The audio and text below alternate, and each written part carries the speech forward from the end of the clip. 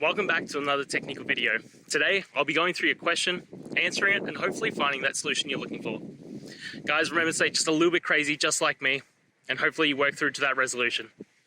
Now, let's continue on.